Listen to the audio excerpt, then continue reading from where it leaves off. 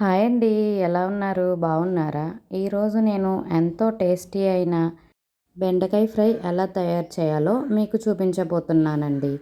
అంతేకాదండి, ఈ బెండకాయ ఫ్రై ఏమాత్రం జిగురనేదే లేకుండా ఎలా తయారు చేయాలో ఈరోజు నేను మీకైతే చూపించబోతున్నానండి.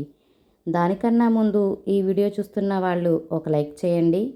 అలాగే కొత్తగా మన ఛానల్ని చూస్తున్నట్టయితే సబ్స్క్రైబ్ చేయండి, లైక్ చేయండి.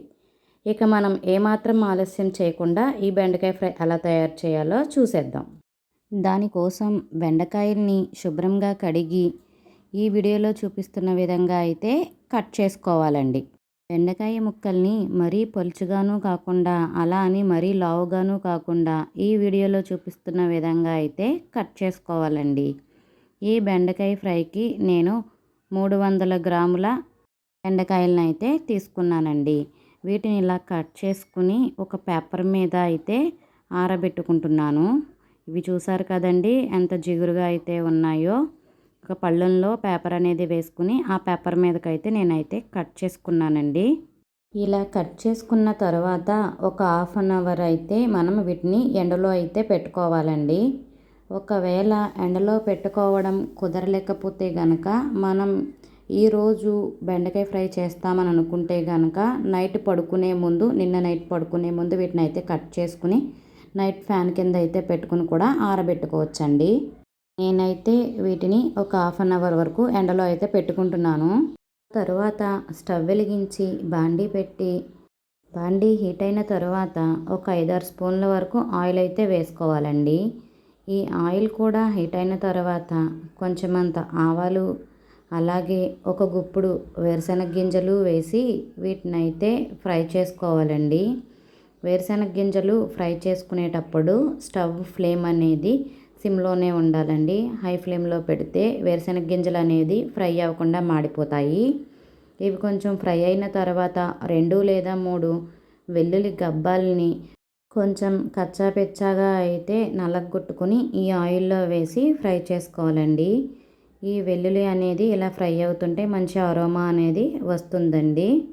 ఇవి కొంచెం ఫ్రై అయిన తర్వాత కొంచెం శనగపప్పు, కొంచెం మినప్పప్పు, అలాగే ఒక 4-5 పచ్చిమిరపకాయల్ని కట్ చేసుకుని అయితే ఈ ఆయిల్లో అయితే వేసుకుని కలుపుతూ ఫ్రై చేసుకోవాలండి.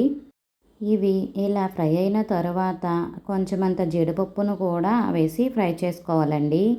జీడిపప్పు అనేది ఆప్షనల్, ఉంటే వేసుకోవచ్చు లేదంటే లేదు. కానీ ఈ జీడిపప్పు వేసుకోవడం వల్ల టేస్ట్ అయితే బాగుంటుంది. ఇవి ఫ్రై అయిన తర్వాత 4 ఎండుమిరపకాయ ముక్కలు, అలాగే కొంచెమంత జీలకర్ర, కొంచెమంత కరివేపాకు, చిటికెడు పసుపు వేసి బాగా ఫ్రై చేసుకోవాలండి. ఇక్కడ నేను బెండకాయ ముక్కల్ని ఒక హాఫ్ అన్ అవర్ ఎండలో పెట్టిన తర్వాత మీకైతే చూపిస్తున్నానండి. ఏమాత్రం తడి జిగురు అనేదే లేకుండా ఎంచక్కా ఆరిపోయాయి చూడండి, ఎంత పొడిలాడుతూ ఉన్నాయో.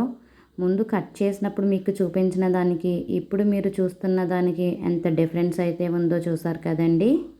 ఇలా అయితే ఆరబెట్టుకున్న బెండకాయల్ని మనం తాలింపు అయితే వేసుకున్నాం కదండి. ఈ బెండకాయ ముక్కల్ని మొత్తాన్ని ఆ తాలింపులోకి అయితే వేసుకుని ఒక 5 మినిట్స్ వరకు ఇలా కలుపుతూ ఫ్రై చేసుకోవాలండి. ఇప్పుడు స్టవ్ ఫ్లేమ్ అనేది మీడియం ఫ్లేమ్లో అయితే పెట్టి ఈ బెండకాయ ముక్కల్ని ఒక 5 మినిట్స్ వరకు ఇలా కలుపుతూ ఫ్రై చేసుకోవాలండి.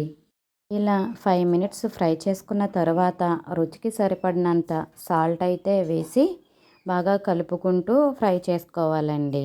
ఇప్పుడు కూడా తాలింపులో బెండకాయ ముక్కలు వేసిన వెంటనే సాల్ట్ అనేది వేయకూడదండి. ఎందుకంటే సాల్ట్ అనేది కరిగి తడి అనేది వచ్చి బెండకాయ ముక్కలు జిగురనేవి వస్తాయండి. అందుకని చెప్పి ఒక 5 మినిట్స్ బెండకాయ ముక్కలు ఫ్రై అయిన తర్వాత అయితే సాల్ట్ అనేది వేసుకోవాలండి. బెండకాయ ముక్కల్లో పచ్చి అనేది ఏమాత్రం లేకుండా మొత్తం ఫ్రై అయ్యేంత వరకు ఇలా అయితే కలుపుతూ ఫ్రై చేసుకోవాలండి. ఇవి మొత్తం ఫ్రై అయిపోయిన తర్వాత కొంచెమంత కారాన్ని అయితే వేసి కారంలోని పచ్చివాసన అంతా పోయేంత వరకు ఒక 1 మినిట్ వరకు కలుపుతూ ఫ్రై చేసుకోవాలండి. మొత్తం ఇలా ఫ్రై అయిపోయిన తర్వాత ఫైనల్గా కొంచెమంత కొత్తిమీరనైతే ఈ బెండకాయ ఫ్రై మీద అయితే వేసుకొని ఒక్కసారి కలుపుకొని స్టవ్ అయితే ఆఫ్ చేసేసుకోవాలండి. ఇక్కడ మీరే చూడండి, ఈ బెండకాయ ఫ్రై ఎంత పొడి పొడిలాడుతూ వచ్చిందో. ఈ బెండకాయ ఫ్రై మొత్తం ఇలా చల్లారిన తర్వాత ఒక కప్పు కారపు బూందీ తెలుసు కదండి, ఆ కారపు బూందీనైతే ఈ బెండకాయ ఫ్రైలో అయితే వేసుకొని బాగా కలుపుకోవాలండి. ఈ బెండకాయ ఫ్రై అనేది చల్లారిన తరువాతే ఈ కారపు బూందీ అయితే వేసుకొని కలుపుకోవాలండి. వేడి మీద వేసుకుంటే ఈ బూందీ అనేది మెత్తగా అయితే అయిపోతుంది. టేస్ట్ అనేది అంత బాగోదండి.